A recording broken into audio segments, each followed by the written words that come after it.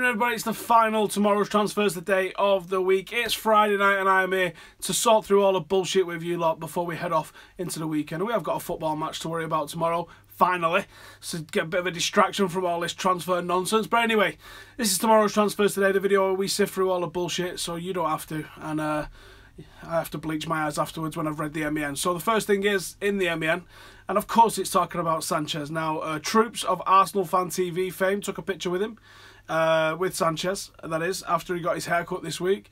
And the MEN have decided that that's worthy of putting in their, well, I was going to say the newspaper, but essentially just an online blog at the moment, aren't they? So they've bunged it in their online blog, and they're saying that, you know, Troops is breaking news. And Alexis Sanchez has actually replied to Troops' Instagram post, one with a crying face, one with a sad face. What does it mean? I have no idea. I am not an expert in emoji translations. I don't think any of us are. It means whatever he wants it to mean. It can mean anything, can it? It's literally that. Troops had a photo took with someone. Clearly that's newsworthy for the absolute shit rag merchants at the MEN. Anyway, moving on. Independent. Pep Guardiola. Here we go. This is about to get interesting. Guardiola has suggested that Manchester City had to give up on trying to sign Alexis Sanchez or risk destabilising the club's wage structure. Sanchez looks set to leave Arsenal for the Etihad Stadium until City ended their pursuit on Monday, leaving the way clear for Manchester United. The Chile forward had agreed a 4.5-year contract at Old Trafford, worth over 300. It's 269 for starters. 1,000 a week, with image rights and bonuses, taking that well above 500,000. How can you say what the bonuses are going to be? City's highest earning player is on around 220 grand a week, and Guardiola did not want to disrupt his squad. I've got an absolute banger of a video on my channel coming very soon about this, where I go proper balls deep into all of the different nonsense surrounding this. But I'll give you a bit of a sneak preview right now. Manchester City was interested in him and was not balking at this. Like, how do you get far down the negotiations of speaking with a player if he's going to be asking for somewhere in the region of this, which is more than what your highest earner earns, firstly in the summer and then all the way through January, up until Manchester United become interested in him, and then when he decides he wants to go Manchester United, you go, oh, I'm not interested anymore. Are you telling me that his wage demands changed over the course of January? Because if you are, I'm going to call bullshit. How about that? I'll reiterate that again just in case anyone didn't get it. Bullshit. You got snubbed. Alexis Sanchez saw a better deal. Now, it might be a little bit higher, but actually, when you include the bonus that City was trying to give him at the end of the season, he was going to earn more at Manchester City than he is currently earning on the reported contract at Manchester United. I think there's probably an actual desire from the player to come and play for Manchester United. That's my belief.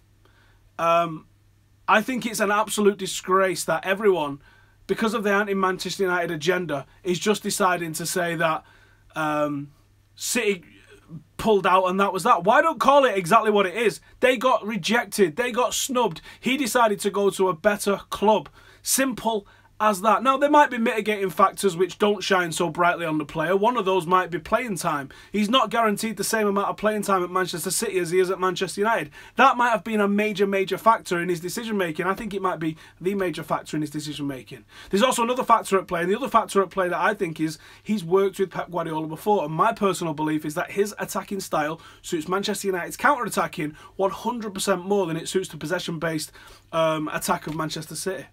If you actually watch how the Sanchez plays football, he gets his head down and he runs. He doesn't get his head up and look for a pass.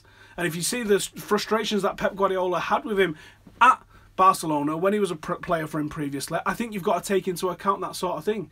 So as Manchester United fans, I think it's on us to every single time someone goes, he's chose money, City pulled out and all this stuff, just fucking go, hey, shut your fucking mouth. That's not what went down. He got rejected. He's coming to a better club 20 times. Sling it. Okay? Alright, let's go back to it. Yeah, they got rejected like they did with Berbatov, like they did with Robin Van Persie. He wants to come and play in a pantheon of legends, not a pantheon of blue pissing empty seats. Okay? Alright. As we were. Mkhitaryan, next up on the agenda. This one is in the Daily Mail. Tearful farewell. It's the phrase all the papers are going with. It sounds like he's made his mind up. He's going. Sanchez is coming the other way. late report and a bit of a flurry and everything. That was Arsenal have asked for a little bit of money as well as the player to swap it over this week. I think United will probably go for it when you consider that we're getting Mkhitaryan off our wage books and, you know, trying to sell him in the summer and the difference between now and all the rest of that sort of stuff. I think they'll probably pay it, but at the moment we've not paid it yet. So Henrik Mkhitaryan, tearful farewell as he left Carrington for what could be the last time today. Hernandez is a name that keeps getting slung up all the time, doesn't it? And this is in goal. Obviously linking in with United because it's such an easy one.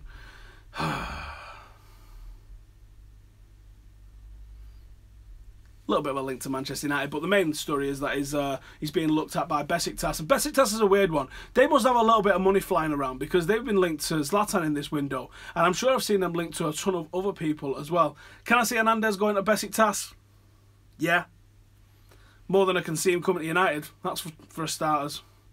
And finally, let's end this on a bit of a positive note, shall we? Oh, depending on your outlook, I guess. Michael Carrick, obviously, his career's stalled with this heart problem that he's had, which, by all accounts, he seemed to have been getting over. And the player himself thought, you know, he'd be back full training in a couple of weeks, a couple of months ago, but he's not been seen anywhere near the first team. It's just been announced, it's just been sort of leaked. Simon Stone, BBC reporter, knows his onions, is saying that Michael Carrick is going to retire at the end of the season and has accepted a job on the first team coaching staff. That, I think, is very positive. The last remaining member of Manchester United's last triumphant team, shall we say, the 2008 Champions League double winners. Michael Carrick, the last bastion of that, and given a place on the first team coaching staff, I think is an absolutely fantastic move. It's been pretty well known that Carrick has been doing his coaching badges. I got a couple of mates who've got kids in like the under 11s and under 12s, and Carrick's often working with them. So I think he's been doing his apprenticeship as a coach.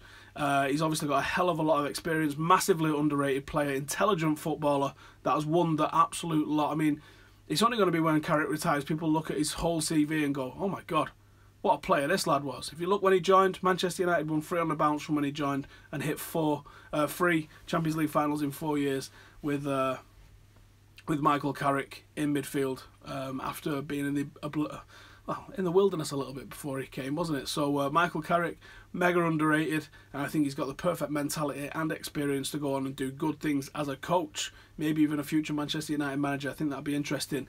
Righty then, there's a load of comments, so let me dive into these and see what you guys are saying.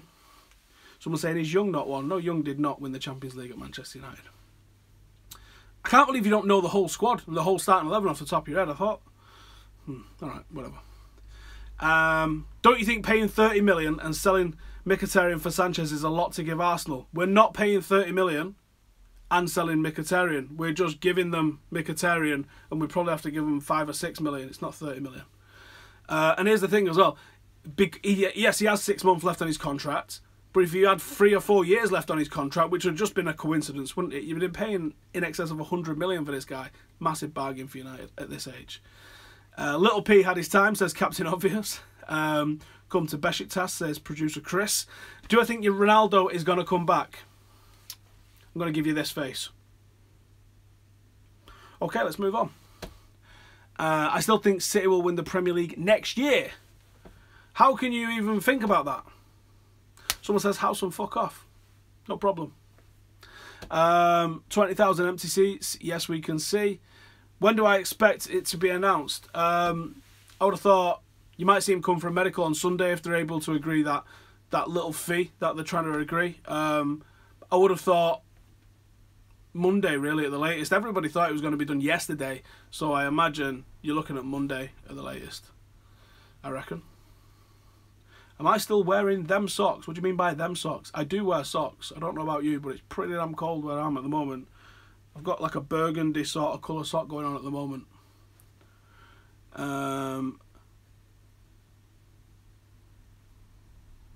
You keep saying he is coming, but he isn't. He definitely is. Feel bad for Mickey, says Jamie Kearney.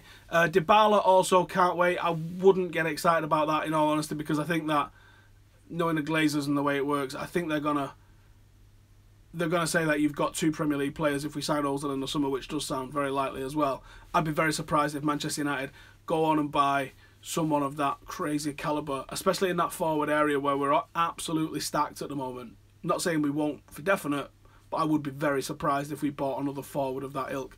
I think there's areas of the squad that need fixing, certainly further back and definitely in the midfield. If he was going to spend the sort of money it's going to cost to get Dybala, I think it would be better used on the squad somewhere in the middle rather than up front where we're pretty stacked already.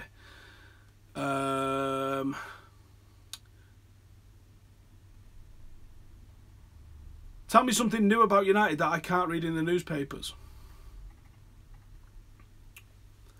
During the semi-final in 1957 of the European Champions Cup, Manchester United wore an all-red kit, akin to what Liverpool wear at the moment, while Real Madrid wore an all-white kit. How about that for something that you probably can't read in the newspapers? Let's see what the next one is. Oh yes, hashtag remove the curse. If you didn't see the preview today, I don't know what you've been doing with your life, but you need to go and check out the Burnley preview where we talk about Sean Dyche eating worms, but we also ask Michael Owen to release the curse. Hashtag release the curse. If you don't know what that's about, get yourself on Twitter, just search hashtag release the curse, and then just start absolutely bombarding Michael Owen's timeline with release the curse. He's going to crack. I definitely think so. I've seen how many tweets there is. There's a lot. He's going to crack. Sanchez will take our attacks to the next level, says Ivan. He's a steal considering he's not cup-tied in the Champions League. Correct. Griezmann deal, I thought he's dead now, says Giovanni. I think like Dybala, Griezmann, Sanchez is a player of that kind of ilk. Slightly different footballer, but I think we're probably going to be getting that Sanchez instead of one of those. Aubameyang isn't a good replacement for Sanchez. I thought Aubameyang was going China, so I have to question his thinking about going doing that, you know. Would it be fair to cut Martial's playing time if Sanchez arrived? He's been consistently performing, has potential to be great. Do I think we'll end up losing him? No, I don't think we'll end up losing him. I actually think you're probably going to see him cut a little bit between left wing and centre forward. If Sanchez is better than him, then he plays. There is no room for sentiment. Yes, there's a hell of a player there that I do want to see given opportunities, but ultimately we need to be going forward, don't we? How do I get on a preview as a fan? This is a question that we get asked all the time. You need to come and do a fan cam with us, first and foremost. You need to come and do a fan cam with us, or have a YouTube channel and send a video in to United on YouTube so we can see what you like on camera, and then you can come in on a preview after that. That's how John Shin did it. He had Global Reds TV, and he used to come and send videos into the Global Reds TV. Now he's on previews, and he's even come and done a fan cam with us when he came to Manchester. Everybody else, they've ended up, including myself, just by coming doing a fan cam. It's as simple as that. So if you want to get involved with Full Time Devils, you either get involved in United on YouTube or you get involved on a fan cam, and then you can be a part of the family like we are. Mickey to do bits at Arsenal. I think he's going to suit it really well at Arsenal.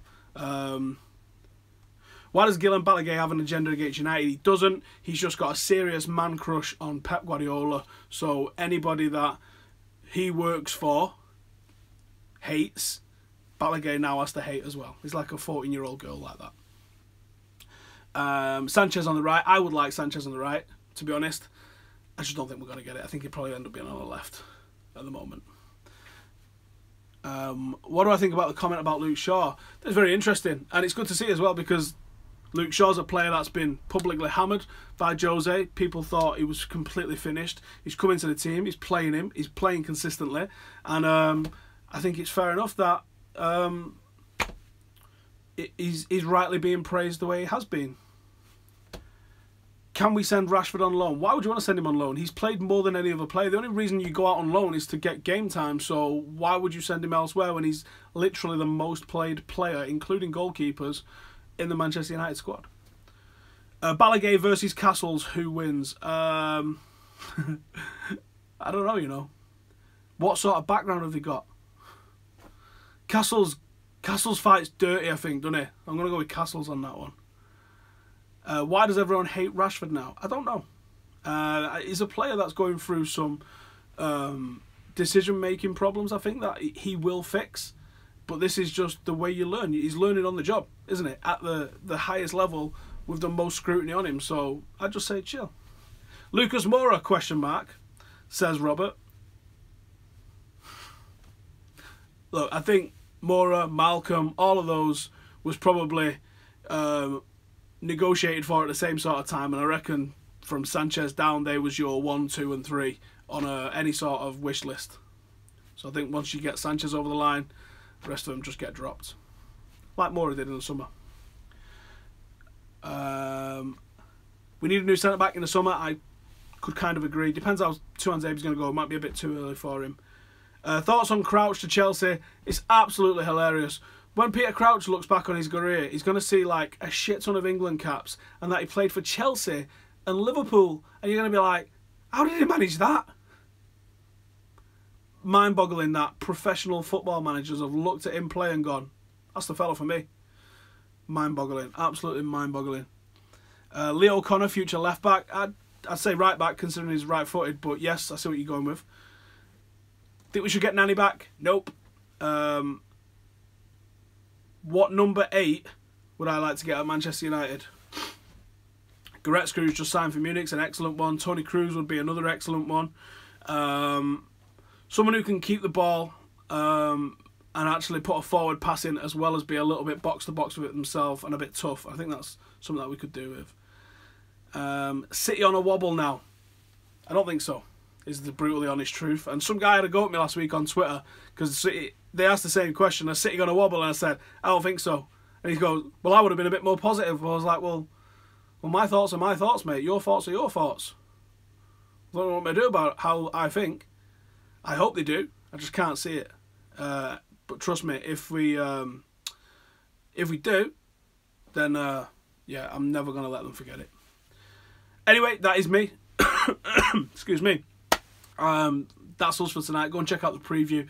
My call is at Turf Moor tomorrow, so make sure you come and check out all the pre and post content, all the fan cams, all that sort of stuff. I'll be on a full-time review as soon as the final whistle goes. Thank you for tuning in. We'll be back with tomorrow's Transfers Today on Monday, and maybe we'll have an unveiling for you. Thanks for watching. See you later.